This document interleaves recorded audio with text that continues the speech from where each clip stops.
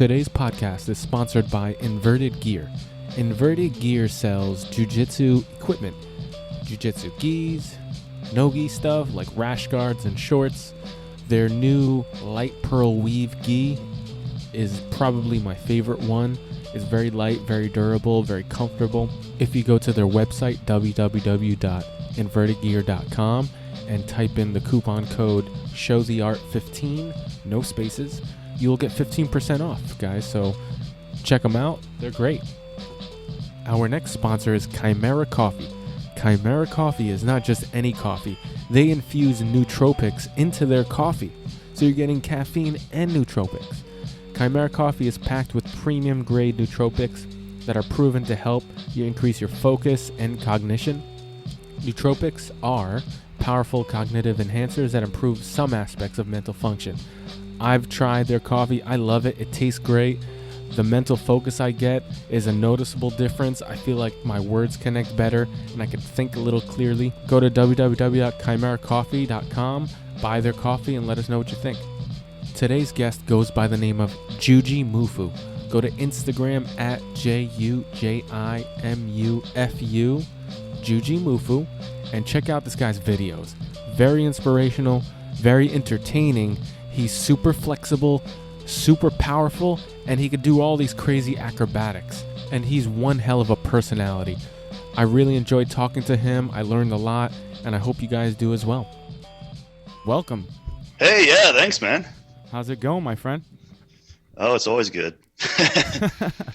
You have the, not craziest, but most entertaining Instagram videos around. Okay, what can I do to make them crazier? I mean, you're setting the bar, so you're the only one who knows how to jump over it. I barely touch the surface of crazy on my video, so I wouldn't even know where to start. Fine line between genius and insanity. That's right, yeah. I mean, well, I appreciate it. No problem, man. It's very entertaining. You're an amazing athlete. How did you get to all these different levels that you're at? You're super flexible. You're super powerful. You're super explosive. You're super acrobatic. What was the culmination of this being that is you? Well, I'm 30 years old now, and I've been training since I was 14 years old. Okay. So that gives me about 16 years of training.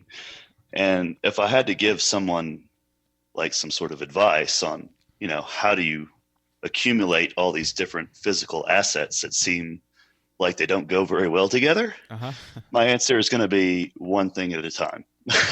So it does seem like they do go together, though. They have some complementary aspects to one another, actually, that people don't realize. So, for example, the bodybuilding and the acrobatics, you're thinking, man, it sucks to be that big and jump in the air. Yeah. It's hard to get that much mass up in the air. But the bodybuilding training is very therapeutic for the ligaments and tendons and joints and stuff, and it actually helps heal very well to help you recover. How so? How does it heal? What's going on with that? Well, the bodybuilding training has more of a blood flow component to it. You're getting a pump, you're delivering nutrients to the muscles and the tissues. And the acrobatics and the explosive training doesn't really have a very strong component like that. So, wow. I mean, yeah. I understand now. So what would you recommend for someone who wants to get into acrobatics? Like, honestly, I'm a jiu-jitsu guy. I'm a kickboxing guy. I'm more of a martial art guy. I work out here and there like 2 times a week just to kind of keep a foundation going, and I always hear it's good for the tendons and the joints and everything. But I do really want to get into more basic acrobatics, basic gymnastics type things. What would you recommend for someone like me to get started in, where I'm not too scared off? My best recommendation, and I've been standing by this recommendation for this question for a long time, is to pick one move that you're interested in and close everything else out. Just kind of create boundaries. Like, this is all I want. This is what I'm doing. This is what I'm getting. You have to find the move. It's like a gateway move. Like, you've heard of gateway drug theory. Oh, yeah. I love that theory. Yeah. Well, this is like gateway move theory, gateway trick theory. You just focus on one, and then If it works pretty good, you'll start getting more. But you have to start with something. So you got to pick a move that's meaningful to you. And for most people, that's usually something like a backflip. You know what? That you just hit it on the button. I've been wanting to do a backflip for the past 2 years. Yeah? Absolutely, but no one's committing to teaching me. Every time I meet somebody that has gymnastics training, they're like, yeah, well, I'll come in, and I never see them, and I'm left saddened. Well, Abe, you got to ask yourself how bad you want it, because if you want it really bad, you'll get it yourself. That's the hard truth. Thank you. No, but really, with your jiu-jitsu background and your athletic capabilities, I mean, there's no reason why you couldn't get a backflip in 6 weeks. Really? Yeah, really. So I would just have to. I guess my problem is I don't have the guidance. I need the guidance at least to get it done myself. Is that correct? Because there's so many articles online. I don't know where to start. I don't want to trust someone I don't know. I'd rather trust someone I do know. Well, you can read mine. Do you trust me? I do trust you now. All right. Well, backflip is it's really not. I mean, it's not technically impossible. It's if you just need some information and just go with it. Don't worry about what might be right or wrong. Just pick something and try it out. But okay. You are correct that you are going to need someone in the final stages of learning it to serve as a spotter. Yeah. So when you've got it figured out in your head, like I'm going to throw this, I'm going to jump and look backwards and land on my feet again, you're going to have someone there to make sure that you don't hurt yourself, to help you get over the fear. So they're called a spotter. And so whoever is at that gymnastics facility who keeps flaking out on you, you need to put them in an arm bar or something. You know what? It's not the gymnastics facility. It's our jiu-jitsu academy. The students that come in, they're the one. I guess I'm just expecting them to come to me. Everybody's so far away; it's hard to get to people. But you're right. That's really been my issue. I've had people tell me, start by doing these exercises, practice jumping this way. These are kind of the steps. But again, I haven't been able to get that spotter to come in and say, all right, Abe, I'm going to help you not break your neck today when you try this backflip. Yeah. But you could get anyone to spot you. I mean, I got my dad to spot me in my garage. Really? I mean, the day I learned it, what had happened was I actually had my best friend. We were hanging out and working out, and he spotted me, but then his parents had to come by and pick him up. We were still too young to drive. So I was left by myself, and then I'm like, hey, I'm so close to this. So I went into my house. I'm like, hey, Dad, can you come spot me? He was like, yeah. What's that? I'm like, well, I'm trying to do a backflip. He's like, really? And so I showed him how to, hey, just do this and put your hand here and make sure this. And he spotted me a few times, and then he watched me land my first backflip. Wow, that's amazing. That's a cool story. Yeah, so you know what? That makes me feel a lot more comfortable. It's not that hard to spot someone. They just have to know what to do, essentially. Yeah, you could teach just about anyone who isn't like, I don't know, a bedridden grandmother or something to spot. Yeah, I mean, it's just use common sense. It's like, okay, this person is, but just yeah. No, good point. That makes me feel a lot better. And honestly, I'm gonna commit to it now that I talked to you. And I'm just gonna ask my co-host, who is not here today, and my jiu-jitsu professor, Marcos. Hey man, you're in shape.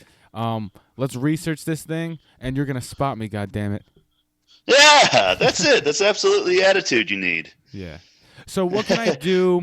And again, I'm being very selfish right now, but I'm sure this will help many people out. But what can I do, somebody like me, do right now to set myself up for, let's say, 2 or 3 weeks from now, where I'm like, all right, I'm gonna try to perform this backflip. I'm gonna get this spotter. I have the confidence that I can explode enough. What are some exercises I can progress to get to that stage? That's a great question. And, really there's only 2 things you need to do, in my opinion. Okay. One, you need to start doing just standing jumps. Just jump up and down as high as you can. Okay. I mean, it's pretty simple, because all a backflip is you're doing the same thing, except for you're pulling your knees in and you're rolling at the top.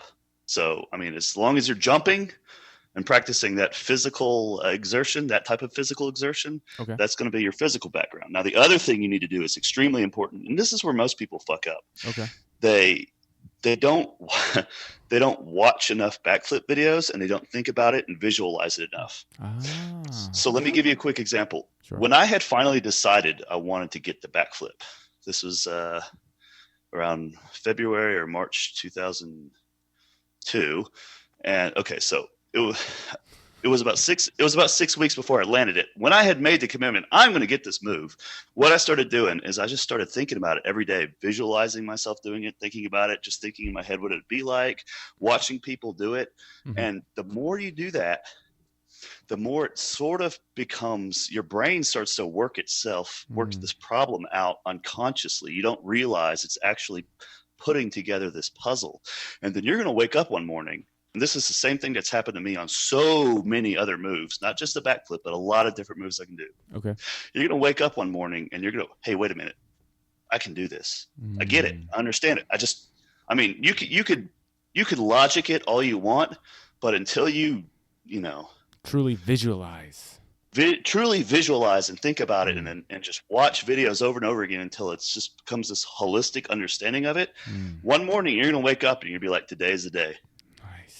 That's so. And then you got to make sure Marcos is available. Oh, he better be available. I know where he lives and I know where he trains. He's going to be available whether he likes it or not. And it's funny that you say that because I'm very much into the technique of things. And the older I get, I'm 26 right now. The older I get, the more I want to be invested into technical aspects of moves. Like I care about it even more as I get older, and I feel like I really do care about the technique now, and it shows in my jiu-jitsu game. I'm very technical about things, and it's funny that you say that because I think last year I was getting a dental procedure done, like a tooth cleaning, and it was about an hour long. And all I did for that procedure, because I have to sit there and take it, was just visualize this one jiu-jitsu like kind of position that leads into a few different moves. It was like one position that leads into 2 or 3 different moves. And all I did was start from the beginning. I drilled it in my head over and over and over again. Then I drilled, all right, when they do this, I do that move. Then I did that like 10 times, 20 times, 30 times. Then I visualized the next move. And I never drilled it before. I just didn't have the chance to because I just watched the video that morning. And I spent an hour visualizing this one particular position. And then later on that night, honestly, and I'm not saying this just because of the story, I was able to hit it. I felt very comfortable in it because I did all the work, actually. I didn't necessarily have to do the physical. I have the coordination. I've built much coordination and strength throughout the years of training that the visual is what was even more important at that point. Right. Absolutely. So that kind of is what you're saying about visualizing and watching the videos of the backflip. Yeah, I mean, you're going to be – I think you have the physical component in order to backflip. You have the hardware. You need the software. Ooh. Installing the software is going to take a little while. So you got to sit there and you got to go through the installation process, which is watching videos and thinking about it. And then one day it's going to be installation complete. You're going to be like, that's it. I'm doing it. Nice. I'm going to try that. Now – going into the technique of things, again, I'm asking very specific questions because I'm really interested in this subject, into this one thing. Well, backflips are exciting. Yeah, man. I mean, when somebody does a backflip in front of you, you're very impressed. It doesn't matter who it is. Yeah. Hey, I got a quick interruption here. Please. We got a standing joke in the acrobatic tricking community. Okay. Where a highly skilled trickster will throw this very complicated pass of moves, this very complicated combo with kicks and twists and an interesting transition. And it's just like, whoa, okay.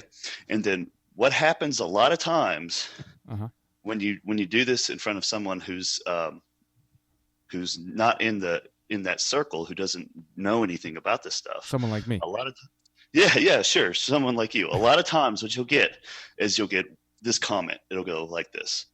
Whoa, but can you do a backflip? One of the simplest moves is a backflip. And it happens all the time. People, they just... Yeah.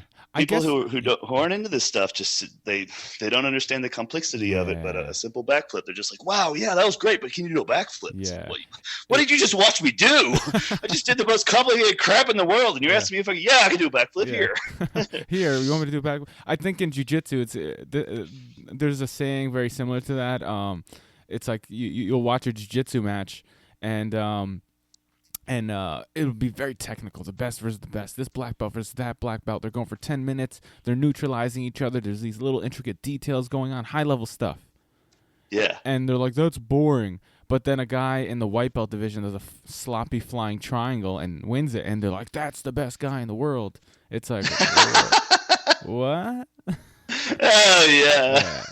I guess that's the level of comprehension. Wow, that was impressive. He jumped in the air, caught a move, and he won. But the other side of it was the very technical, minute details that both guys were neutralizing each other at a high level. They can't comprehend that, so it was very boring to them. Yeah. Is that what kind of what you're saying? Yeah. Yeah, it is. It's the same thing. Yeah. It's great though. Yeah. So getting back to the backflip, the infamous backflip, the ever impressive backflip, the hardest move in the world. What should my arms be doing at the beginning? Am I just swinging back like I'm doing a regular tuck jump and then releasing to the air? Yeah, except for when you do a backflip, like instead of like tucking them back down, you're going to throw them up above you. And that's the main problem people have when they start a backflip is, well, they're scared, so they don't throw their hands up all the way. But so what's going to happen is when you jump up and you throw your hands up, your body's going to be leaning back a bit, and then you have to pull your knees up, and then your knees come to your arms, and then there's a timing element where they just kind of come together and you roll at the top. It's just like, you're jumping up, you're leaning back a bit, you tuck your knees in, and you do a little roll, and you come back down. Okay. And so that's what your arms do. Where should you be looking? Just backwards, up, down?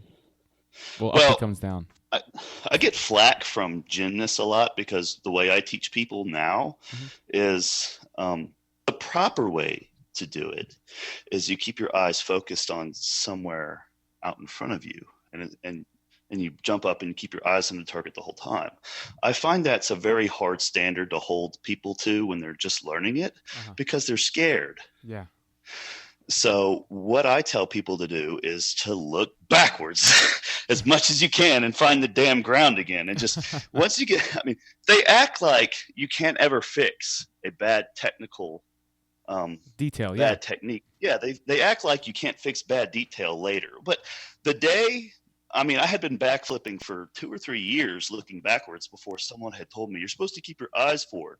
That same afternoon, I was able to completely change my backflip immediately. So it wasn't like permanent. Yeah. But see, if I had been too focused on keeping my eyes forward from the beginning, I would have freaked myself out. I would have never been able to do it. Absolutely. So I just recommend people just look the fuck back, find the ground, throw your arms up, chuck, have a spotter. Just be fix sloppy. that crap later. Yeah, exactly. Yeah, just be sloppy. Just get over the fear first and fix things later. And if it works out, it works out just fine for people, and it's more fun. Yeah, great point. Because when I teach jujitsu classes, I kind of follow the same thing. Where hold on one second. Yeah. Sorry, just the phone ringing. But yeah, when I teach jujitsu classes, I kind of follow the same thing when I'm teaching beginners. I don't give them every single detail. I don't flood them. And if they make a little mistake, I don't pick on it immediately. I let them get the basis, the foundation first. All right, I'm going to only give you these 3 main details. Then I'll let you guys practice it a little bit. Once you get good at that, boom, I'm going to go in and fix everything else. Man, Abe, that's exactly, yeah. I mean, that's it, man. If you flood them with details, they don't move. Yeah. You just freeze them. Yeah, that's very important. Sure. And sometimes people will, you give them a detail and they would have never done it wrong, but once you tell them, now they start doing it wrong. It's crazy. Yeah.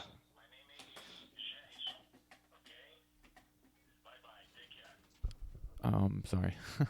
No, it's good. You just cut that out. Yeah, no, the weird phone calls just keep coming in. It's crazy.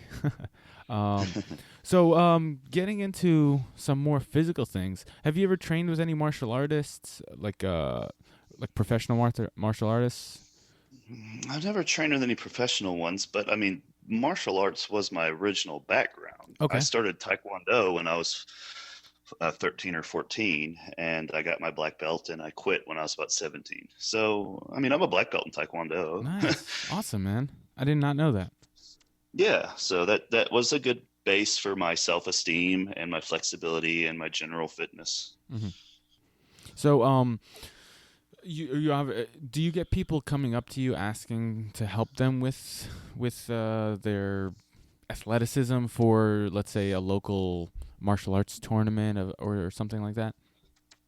I don't get very much inquiries from martial artists. In fact, most people don't even know I've done martial arts. So, I mean, I get a lot of questions asked about, how do you build muscle, or how do you build your physique, or how do you do this or that, or how do you get strong, or whatever. Yeah. But nothing, no questions about martial arts stuff. No.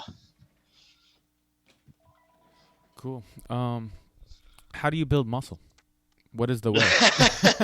That's the way everybody's looking for. Everybody wants to know. Well, you eat a lot of food, and it's a marathon. That's it? So it takes a long time. No, that's not it. There's a lot to it. It's a hell of a lot. Because that's like the age-old thing. It's just, hey, how do you build muscle? Oh, that's it? Cool. A lot of rice? Great. Thanks, man. Right. Yeah. Yeah. Well, you know what? Since we're on the subject, can you give some basic details on what people should do? Thinking, future, it's going to take me a year to gain X amount of muscle. What are some things they can? What are staples that they need to follow?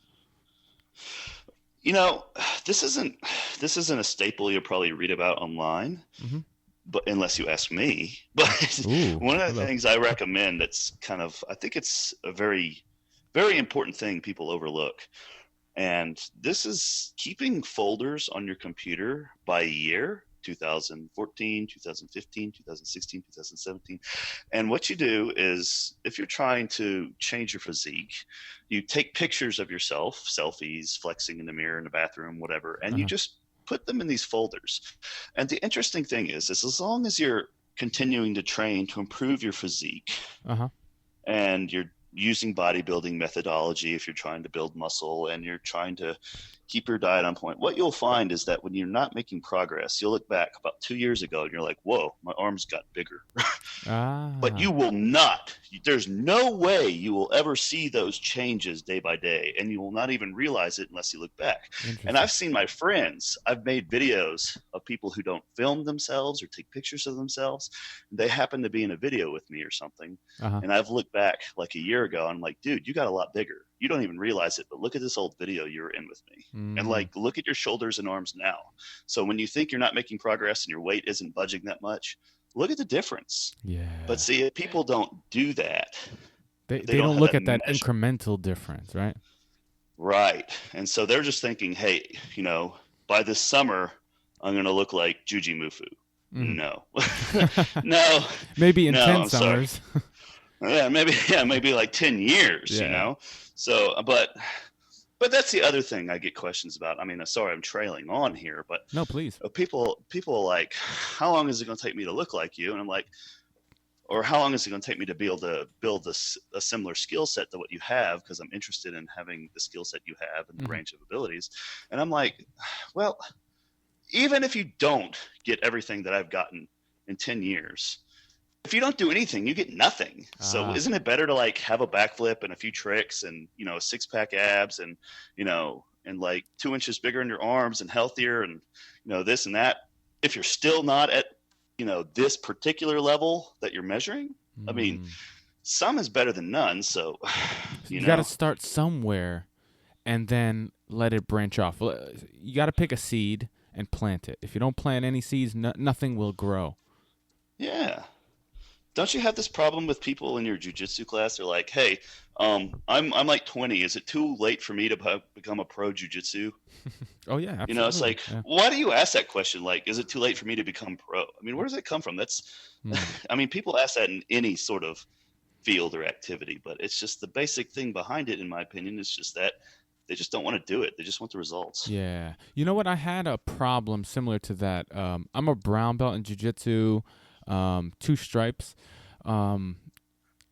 Maybe 2 years ago when I was a purple belt. Purple belt is usually like the middle of your jiu-jitsu journey to black belt, right? It's like the middle belt, Okay. and probably in the middle of my middle belt. I had this problem. It wasn't a problem. It was just part of my growth, part of my elevation, my journey, where I was undecided. I didn't know what I liked. It's like picking a major in college as a freshman. I don't know what. I like everything. I don't like anything. What should I pick? And it came down to, like, it took me a while to realize this, and it took my instructor, like, pounding on my head with this idea. Abe, just pick one thing. Just, all right, you want to, just pick this one guard, and then it'll branch off from there. Even if you don't like it, why don't you like it? There's no reason not to like it. You don't like it because you're unsure. You're not good at any of these things. So pick something, get good at it, and then you'll have a better understanding of everything else where you can make your choice. Yeah, that's very good advice he gave you. Yeah, I mean, it's funny. He's given me countless advice, and sometimes he'll give me a technique, a move, and he's like, listen, man, I'm doing this now. It's working. And I'll say, yeah, I'll drill it. And then 2 years later, boom, it'll pop out of nowhere. And I'm like, man, Marcos, I got this move. Remember you told me it 2 years ago? He's like, oh, my God. I told you 2 years ago, you bastard. But yeah, we just have to follow our coaches, listen to them, and like you said, pick something, get the wheel rolling. God damn it! Yeah, get your backflip. I will. Listen, man, I'm gonna send you a few things today. 1, my vertical leap. 2, my physique, and then in 3 weeks, I'm gonna send, or maybe 4 weeks. I'll give it 4 weeks. I'm gonna send you my physique again, and me doing a backflip. Okay. And I'm serious. I'll hold you to it. No, what's today's date? The 7th of April? We're going to do it May 7th. I promise. Okay. All right. We'll do another podcast after I land this backflip. Yeah. Is that a deal? It's a deal. That's right. Listen, guys, everybody, I'm holding myself accountable. This is what we have to do to achieve things. So, yeah, that's it. So what if you don't achieve it? What do I get? What do you get? Yeah, if you don't achieve it. So this is the conundrum. What do you want? I want your soul. Not for sale. That's such a generic answer. Yeah. I'll come up with something better. Okay. I mean, now what can stop people, and this is what people are afraid of, is that they physically aren't capable of doing it. They get to the point where they think they're at the capability. They try it, and they're at their, like, my 4 weeks, and I just physically couldn't do it yet. There's nothing wrong with that. Just keep going. It's okay if you don't reach your quota, but you have to try your hardest to reach your quota, right? Right, absolutely. Nice, man. So you will hold me to it. I will hold myself to it. Are you into coffee at all? Is that something you like, or? There's a bear shit in the woods. Yeah. A pot and a half a day. Okay. That's it. It's pretty. Yeah. Is that it? I don't know. You don't see how much coffee grounds I put in my filter when I brew it. I have to clean the damn thing so often because it spurts out everywhere. Yeah, I drink a lot of coffee, and actually I'm living the dream. Actually, I'm sponsored by a group called Chimera Coffee. And they're the guys who connected us. Yeah, they're the guys that connected us, and they contacted me about a year ago, and I was reading that email. I was like, oh my God, this is the greatest thing ever. I'm like, because I'm such a big coffee drinker anyway, and to have a group of guys who are in something new. I got on the ground floor of this awesome new business, this awesome new coffee company, and they're coming up with all these creative ideas and. They're amazing, and the coffee is, well, it's fantastic. It is. It really is. It's really good. The funny thing is, the funny thing is, I heard about you through their website. I forgot where I heard about their coffee. I think from a jiu-jitsu guy, like they sponsor other jiu-jitsu guys, and I went to their website, looked them up, see what they were about, and then I saw their sponsored athletes, and you were one of them. I'm like, who the hell is this guy? And then I find your Instagram, and I'm like, what is going on? This guy is insane. He's he's the biggest guy I've ever seen do a spinning 360 backflip or whatever you call it. Or my favorite are the splits, the splits with lifting someone or something. Those are pretty cool. Yeah, or anything. Yeah, the splits are what actually kind of put me on the map. Actually, I put some of those out and they went viral. So okay. the chair splits with weight screaming. Yeah, good stuff. But getting back to Chimera Coffee, yeah, I mean, what do you like about it the most? You know, what I like about it the most isn't even something they really advertise as something that's, one of the good things they put in it. They put these nootropics into coffee. There's these 4 key ingredients, alpha GPC, theanine, DMAE, and I say theanine? Taurine. Well, yeah. Okay. They put the 4 ingredients in there. And what I found is that, I drink coffee all day long. And with a normal coffee pre-workout, you can kind of get this coffee taste. Mm-hmm. In your mouth, and it's just kind of like, and sometimes you can get some sour stomach from too much coffee because of the acidity of it. The nootropics do help you focus. They help you retain your attention on things longer. They're actually good for replenishing your brain's neurotransmitter cache.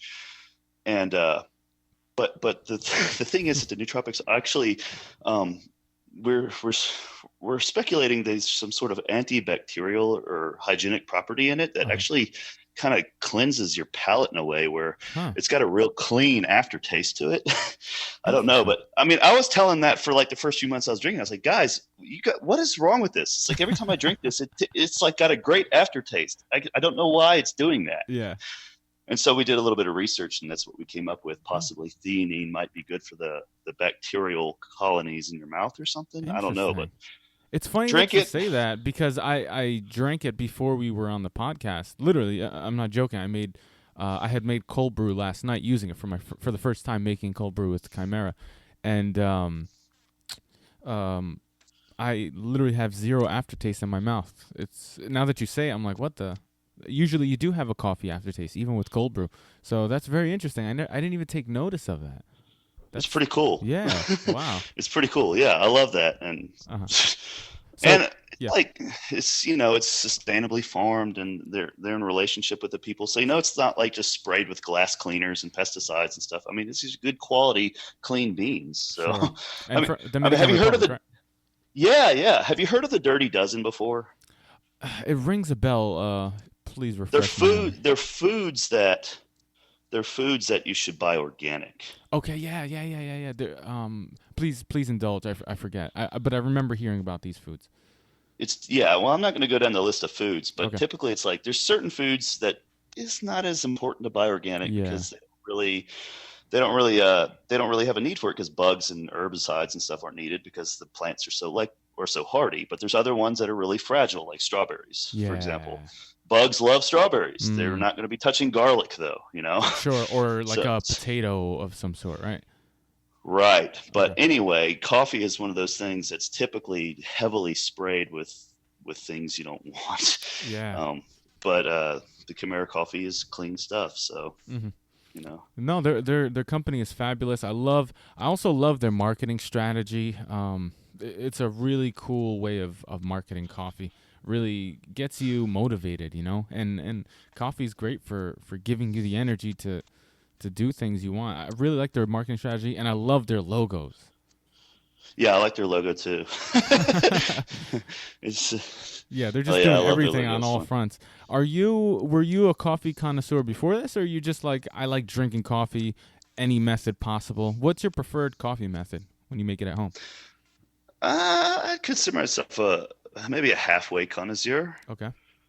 I'm not as maybe I would consider myself halfway connoisseur of coffee because I'm not as picky as some people are. I mean, real connoisseurs are kind of douchey and snooty in their selectivity, but for me, it's just like there's certain rules I follow for good coffee. One is I always use filtered water. Yes, I don't ever use tap water. Nope. I mean, I go into my workplace at work where I work, and they use frickin' tap water, and then they use these off-brand filters that have this chemical on them that make the coffee taste funny. And then the other thing to do is they just put not enough coffee for a pot of water, and the whole thing just tastes like bad brown tap water. I mean, it's disgusting. And the only way And they use what? I was gonna say, and they use companies like Folgers and just Yeah.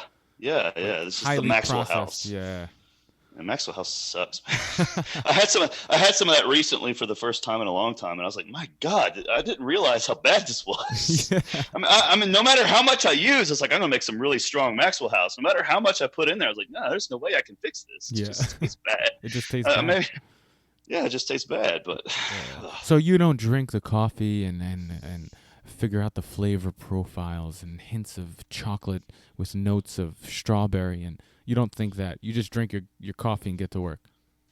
oh, I do. I mean, I can describe coffee in that language. It's Okay. just for the most part, most of it's pretty good in my opinion. If it's just not like Maxwell House coffee Yeah. or Folgers, it's just, or something like that. But like for example, Starbucks, I think Starbucks tastes really good, Mhm. and it's got a really strong. It tastes distinctly, in my opinion, like Starbucks. Yeah. Whereas Dunkin' Donuts, in my opinion, I don't think it tastes that great. It's got this kind of sour, tangy. Mhm. I don't like it that much. Yeah, it And feels watered down for some reason. yeah, I get this watery taste, like this not heavy coffee taste.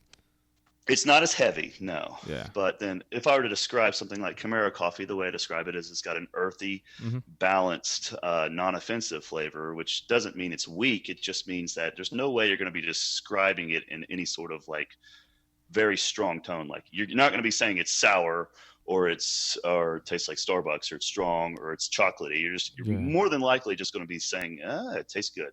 Yeah. Which is good. A good, like you said, balance. Very good balance. It's a balanced blend. Yeah. And how are you making your Chimera at home? I use I don't like French presses. I used to use French presses a lot, but Okay. the problem with the French press is it just doesn't make enough coffee. Mm. And then you have to put it on a hot plate to keep it warm. It's Yeah. just obnoxious, I guess.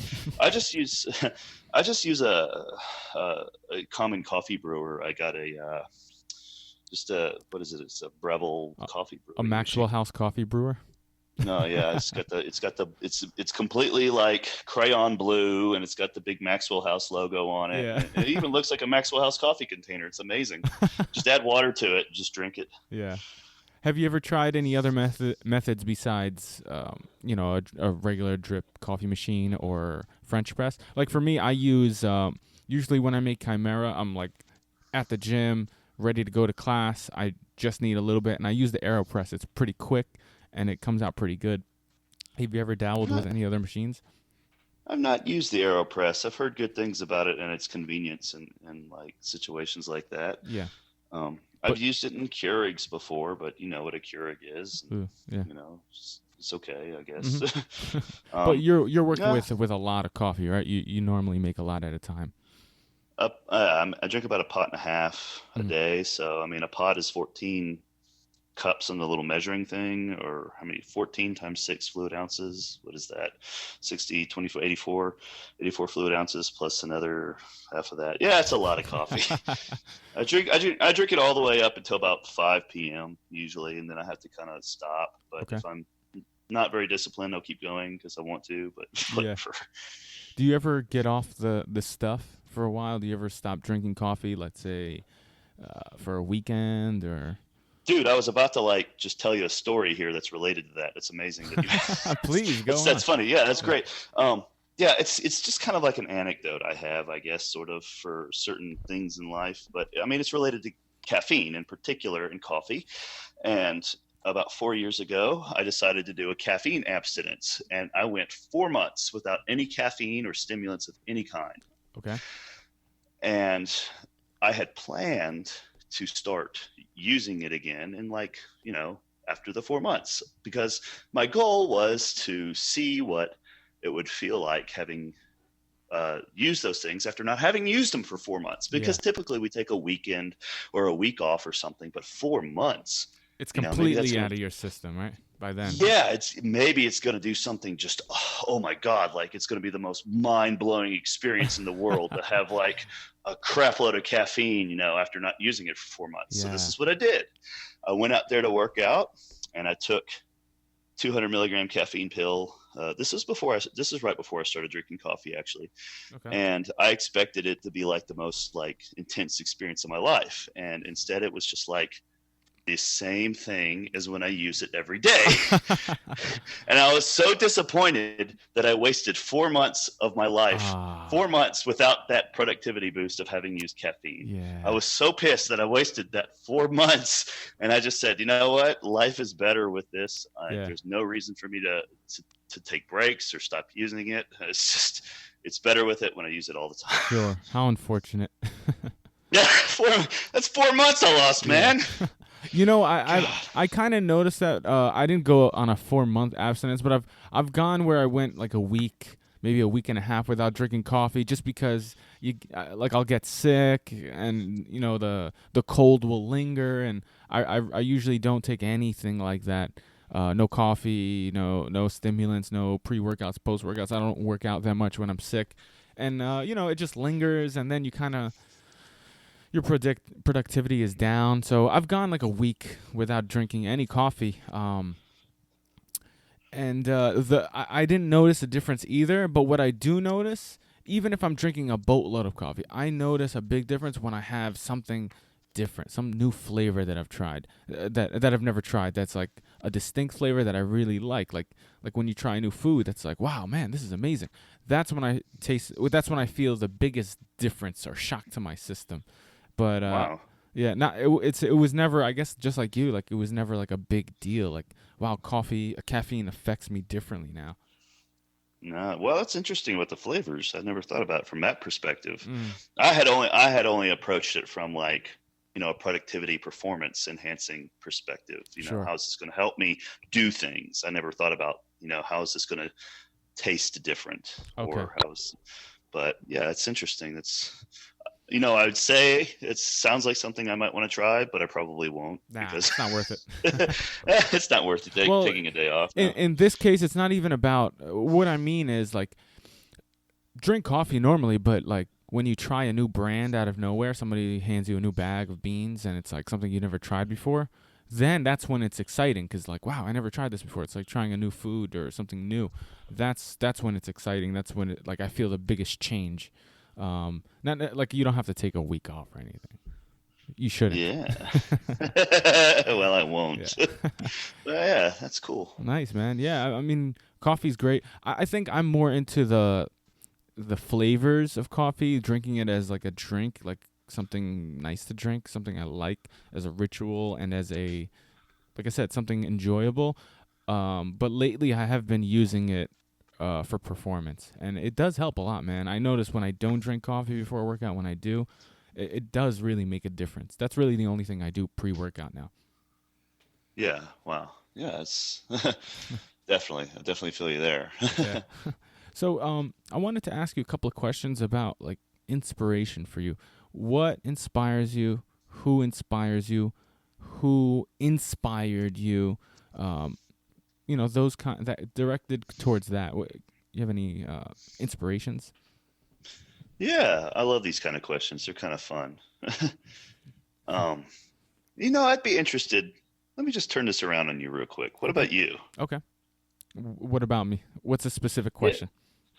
Not a person, but what gives you inspiration on a daily basis? What gives me inspiration on a daily basis? I would say movement, like a new technique, something really interesting, trying new things. And I'm speaking for jiu-jitsu specifically. Coming in on a day that I'm going to train and say, I really want to try this. I really want to get this. I really have this idea. I want to put it into live function. And, and jiu-jitsu is very much a puzzle. As much as it is a chess game, what everybody describes jiu-jitsu as a chess game, I find it very much like a puzzle as well. Maybe a puzzle within a chess game. And there's a lot of little puzzles you have to solve and webs you have to, or knots you have to detangle. And I think I like that detangling process. And that's stimulating. Yeah, the mental. I don't even care about getting tired, honestly, or pushing hard and working till I'm exhausted. Like, I'm not training for a competition, so that's not necessary for me right now. But what inspires me is trying to gain this new level of technique and manipulation, because at the end of the day you kind of have to manipulate. One part of the game is manipulating your opponent's movements and countering them and knowing exactly what they're capable of and countering them even easier and having the perfect timing to do this. So that kind of what daily inspires me. Is that a good answer? That's a great answer, actually. You know, what's funny though is the answer I usually give people to this question is definitely authentically my own. Mm-hmm. And it's interesting the way you described your answer, because it's very similar to how I describe what inspires me on a daily basis. So whereas you said movement inspires you, right? A new movement, working out the puzzle that it is, and how it's stimulating, and it gives you something to do, something to work on. What inspires me on a daily basis is more broad categorically, is ideas. So I think the most inspiring thing for me is just having an idea in my head. And usually it's either like a video scene or a skit or something I might post on Instagram, just the way I picture it in my head, or a new movement, for example, maybe like trying some new stunt with a barbell or anything like that. And I think the important thing that distinctly makes it more impacting on me than maybe perhaps on some other people sometimes when they have ideas is that I also have this what is it? It's addendum to that is what if someone beats me to it? What if someone does this before I do? And so when your idea is good and is new and you've never seen it before, and it's accompanied by, what if someone else does it before me? Holy shit, that's really, really, really motivating. I mean, when I had the idea to do the barbell chair split, for example, which is probably my most known thing I'm known for. And when I had that idea, I had never seen it before because it had never been done before or filmed. You know, I can imagine maybe a Shaolin monk or something could probably do something perhaps like that, but you've never seen it, have you? I had never saw it. And so I was like, holy crap, I have to do this before someone else does. And so I worked up to it and got it in 2 weeks. Wow. So it was like a big, that inspiration was a big motivational factor. To get it done. I mean, I was just like, I have to be the first person to do this because I will be very, very upset if someone beats me to it. Wow. And so a lot of my ideas are like that. I come up with these ideas and they'll just hit me and I'm like, oh crap, I have to do this before someone else does. Interesting. That's a great answer. And I never thought about it like that. Like, it's the ideas come before the actions. So if my potential actions inspire me, technically the ideas are what inspired me first. It can work both ways, man. Yeah. It can definitely work both ways. One thing I do want to add to this, just for the listeners, is you might think, oh, but I'm not special enough, or, you know, I'm not unique, or, you know, what can I do that no one else has seen before? And I mean, the workaround to that psychological obstacle is that no one else is who you are. I mean, you are you. I mean, so in a way, no one has done this before with the way you've done it, because, you know, there's, or else they would be you. Unless they were you. So it's definitely still worth pursuing. Sure. You know, if it's something like that. Yeah. So, I mean, in any case, it's, you know, there's always that to look at. It's like each person is their own, each person is a perfect culmination of experiences that make them that person. So you've already accomplished something that no one has ever accomplished before, and that's being the person you are at that second. So whatever you can do, you will most likely do it in a unique way, even though it can be very similar to someone else. So you do have something to offer, is what you're saying. Exactly. And who's to say that, you know, the slight details that make you unique, even though you're doing something similar to someone else, those slight details might matter very, very much to other people and could inspire them. And so, one thing I try to take from that, is you don't have to be the most unique person in the world. If you're in a small town with a small group of people and you teach a small team or whatever the case is, how about be the first person in your gym to do something like that? That's a start, right? Instead, it doesn't necessarily have to be what you did and be the first person in the world to do it, but start somewhere. Yeah. Be the first person in your gym to do a backflip, then be the first person to do a chair split, then first person to do a backflip into a chair split. Oh God, this sounds bad. That sounds. Don't give me any ideas. I'm trying to help you out, man. It would have to be a padded chair, though. Maybe 2 couches. Couch split. Couch split. There you go. Are you impressed by the? And do you think it was real? The Jean-Claude Van Damme, what was it? The big truck split. Oh yeah, the Volvo engine split. Yeah. Was that real? I think so. That was pretty cool. It's pretty fun. I mean, if it's not real, he could probably do it. Yeah. If anybody. Let's put it that way. Yeah. If it's not real, he could probably do it. So definitely, appreciation for Jean-Claude Van Damme. So my next question is, how will you top him? 2 airplanes? Well, that'd be like a Chuck Norris thing. Yeah. You've seen that on YouTube. Yeah. Yeah.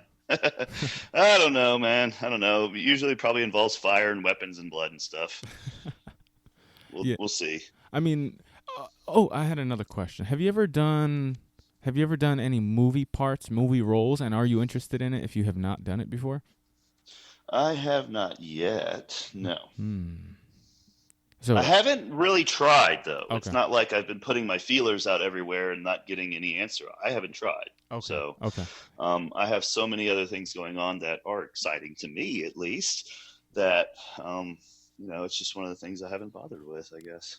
Are you interested in pursuing that eventually? And it doesn't have to be like, a star role. I didn't necessarily mean that, but any part of the movie, whether it's stuntman or a leading role or any kind of role. Absolutely, yeah. I think I'd make a hell of a bad guy.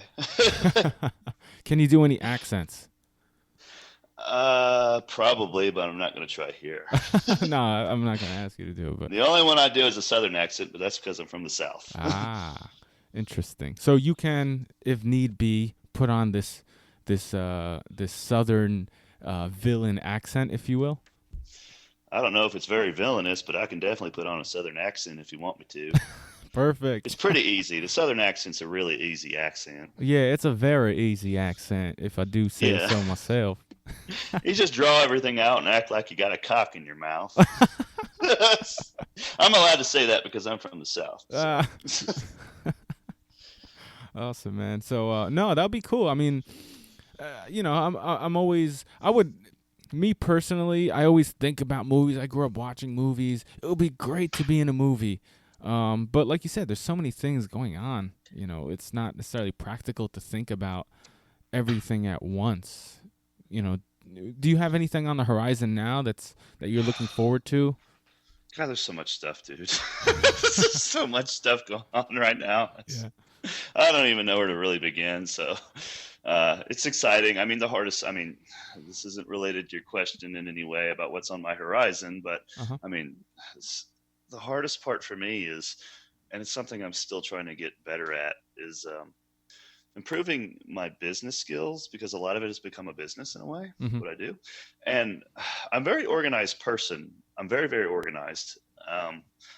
But I'm still not organized enough to handle the amount of things that are going on. Yeah. So, I mean, at a certain point, I'm just going to have to be able to say, no, I can't do that to these opportunities. And it's hard to distinguish what's really a good opportunity and what's not sometimes. And sure.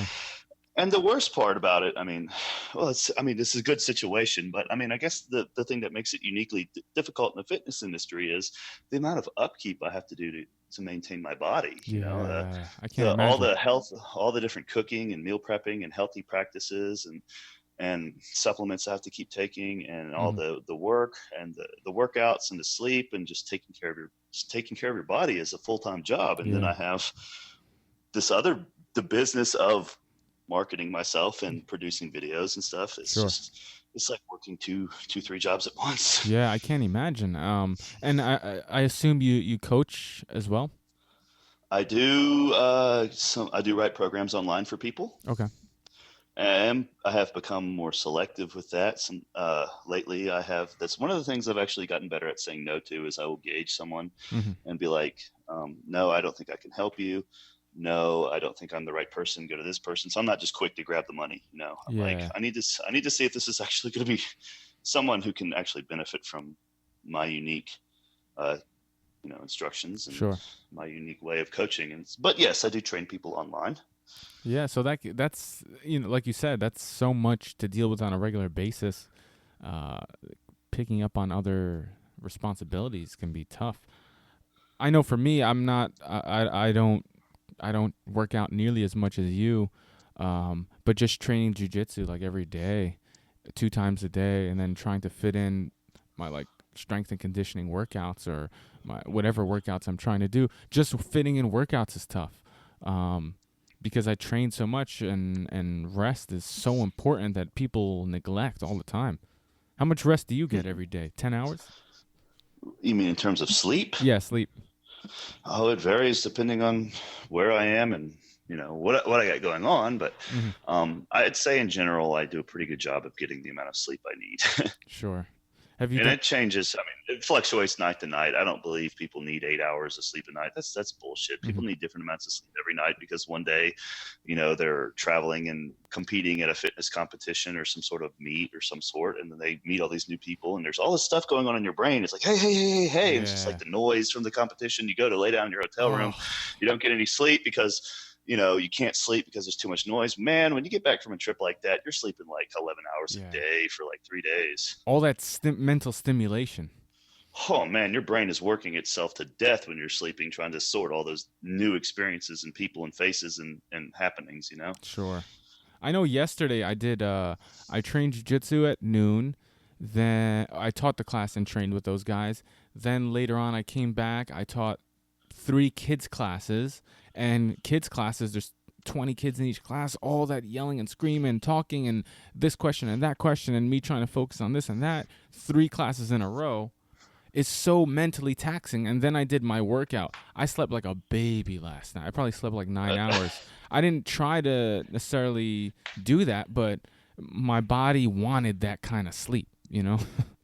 Yeah, yeah, and yeah, that's exactly what I mean. Is when all that happens to you, you're going to sleep a lot. But if you just get up and you take 3 days off in a row from working out Mm-hmm. because you need to save up your energy for the weekend or something for some sort of meet Yeah. or some sort of event, and you can't be training, Mm-hmm.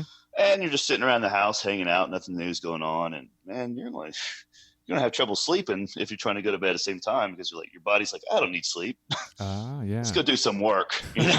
I'll sleep on 5 hours. That'll be fucking great. Yeah. But if there's a lot going on, man, it's gonna be catching up big time. So it Mm. fluctuates, but I do a good job of getting my sleep in. That's important. Nice. So would you say that sleep is kind of like nutritional needs, like on days that like you would eat more on a specific day that you've been working out a little more or whatever than you would on days you're not?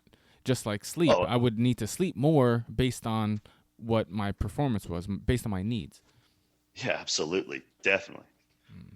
And I Yeah. think that's important for people to actually recognize and for people to remind themselves of because um, I was actually an insomniac until I was about 23 or 24.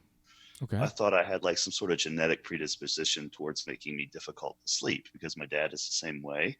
And I had always, every night, I remember laying in bed every night, just like worrying about whether I'd be able to fall asleep or not. Yeah. And since then, I've cultivated enough good habits and changes. I've come up with this sort of black box sleep formula for um, making your sleep like super effective. So I'm Nice. actually a very, very good sleeper now because of all these things. And Okay. yeah, I'm not insomniac after all. But I mean, one of the most important things to keep in mind, and it's related to your question, is that people need to not have the expectation in their mind that they need a certain amount of sleep every night. They need to just know that if they only get 5 hours of sleep, that's might be all the sleep the body needs, and that you Yeah. might not suffer the next day if just you can't be worrying about it. It's not something to worry about. Sure. I mean, when you honestly, from my experience, when you worry, you get tired.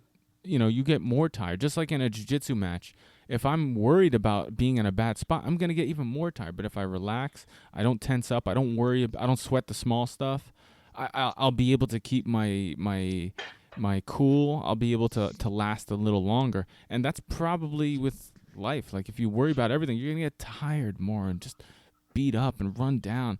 But you can only get 5 hours that night. So be it. I have to wake up that early. So be it. If I worry and complain the next day, I'm gonna get even more tired. I'm gonna need even more sleep later. Positive mentality. And probably more coffee that day too. Well, that goes without saying. Yeah. But yeah, that's absolutely it, man. Yeah. And sometimes there's a benefit to like not need. I mean, people are like they stress about the amount of sleep they get. Well, hell, if you wake up at 3 a.m, you can't go back to sleep. That's an opportunity to get a shitload of work done. Yeah, I do that a lot. I'm like, man, it's like 3:30 in the morning, and I'm like, I know I need another 2 hours of sleep. I try to lay back down. 15 minutes past, like, oh crap, I'm not falling back asleep. This is oh well, who cares? I'll get up, and it's like 3:45, almost 4 o'clock, and man, I'm killing it. I'm just like, that's it. I'm just gonna turn this around, and man, that's awesome experience. I've always loved it when that happens. Yeah. There's been a couple times where I've like left a big UFC fight or something like that, a big event where I was watching some kind of martial arts with my friends late at night, and then normally you feel tired or just you're tired on the way home, and then you just get this crazy surge of inspiration at 1 a.m. and you make a U-turn to the gym and you have like a great time, a great experience, even though you're actually tired, right? It's crazy. Those are the things memories are made out of, man. Yeah. Cool, man. I don't know. I think that's it. I think you've exhausted all my questions. Definitely not all my interests, but maybe give me one more question then. I don't know. Come up with one more thing. Let's see. Okay. Do you do any seminars? Yeah, all the time. I'm actually doing one. I'm leaving for one tomorrow. Okay. Where do you do your seminar? Or just wherever people book you? Where's your seminar? The next one? Well, the one this weekend, which by the time this podcast is out, is going to be too late for you guys, but it's in North Carolina with one of my friends who has a martial arts studio, and I advertised it online on my social media. And there's a good there's going to be a good showing of people, and it's going to be I'm going to be teaching from for several hours, hanging out there all day long with people, and working on flexibility, getting into tricking, hanging out with the group, just spending time with people, Q&A, having fun, partying, being myself, going wild. Are you coming to the East Coast, like more New York, New Jersey area anytime soon? I'm going to be in Chicago. I know that's the Midwest. It's not the East Coast, but that's the closest I'll be to you. I'll be in Chicago for a Fit Expo at the end of June. Okay. And it's the closest thing to you. I have a lot of stuff going on, like in Texas and California this year. It seems like there's always a lot going on in California, but whatever. Yeah. No, I was looking forward to maybe, meeting you in person if you would come around here, but, I'll probably end up around your area soon enough, my friend. Eventually, right? Eventually. So what are your goals? What are your goals for the rest of the day? The rest of the day, I have to eat, and then I have some kids classes, martial arts kids classes, and then I'm going to train, and then rest. Today is a light day for me. All right, then. There you go. Yeah. Today's a light day for me too. So I have to get ready for driving all day tomorrow to my seminar, get in the squat rack for about an hour and just loosen up, pack a bunch of meals, work on some CLAT programs. So this sounds like a similar day to yours. Yeah. A similar day to yours. Awesome, man. Cool. Where can people reach you? What are all your handles, websites, this and that? Definitely. Well, my favorite, the favorite place you're going to find me is my Instagram at Jujimufu, Jujimufu. Every day or two, I'll put out something that's wacko. You're going to love it. My YouTube is also good. It's I YouTube/acrobolix, ACROBOL, whatever. Acrobatic Anabolic Acrobolix. You'll be able to find it. It's my YouTube channel. Facebook is /acrobolix as well. And my website, acrobolix.com. So acrobolix what acrobolix is my coinage for the word acrobatic and anabolic. So it's the combination of bodybuilding and acrobatics. Interesting. Nice. Well, guys, check him out if you haven't already. It's been a great conversation, my friend. I really learned a lot, and you gave me a lot of inspiration and motivation, and I really appreciate it. Yeah, thanks for having me. I love this kind of stuff. It's an honor to have people interested in wanting to hear what I say. So it's awesome. I love it. Of course, man. And we got to thank Chimera Coffee. They put this together. They linked us inadvertently and like actually linked us, because I found out you through them, and then they hooked us up.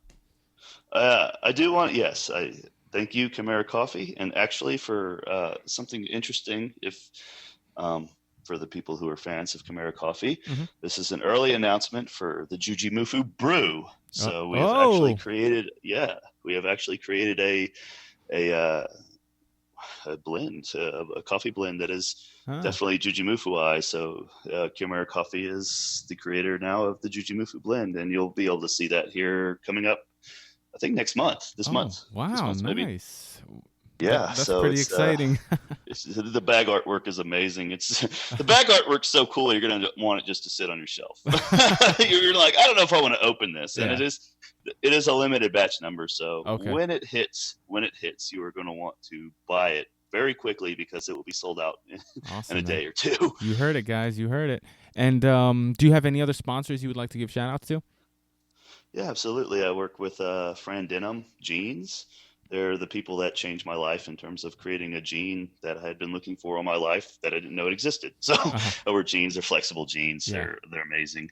Then also the Vita Muscle Nutrition is helping me create my own supplement line.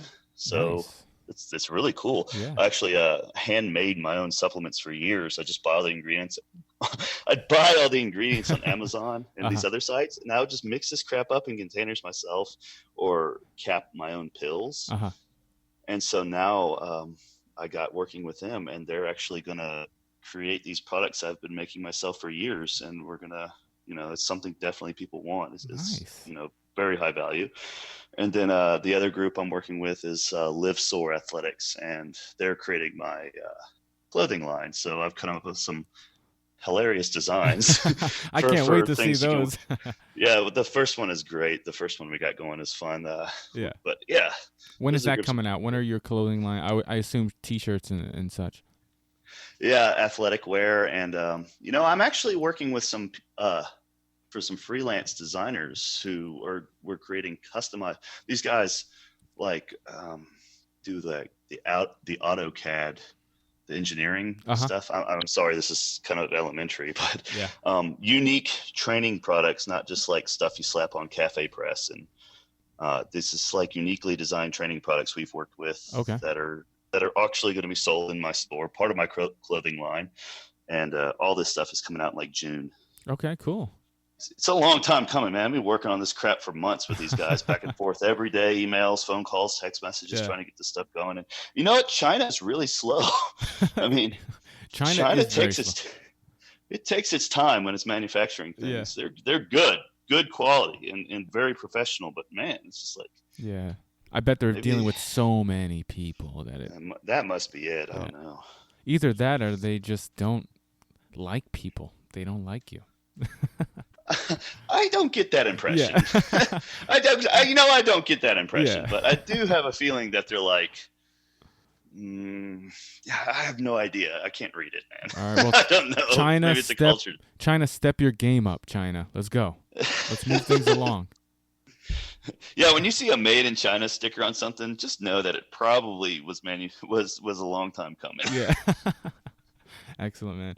Well, it was good to talk to you. Thank you for being on. And guys, check him out. Jujimufu. He's a sensation. He's an inspiration.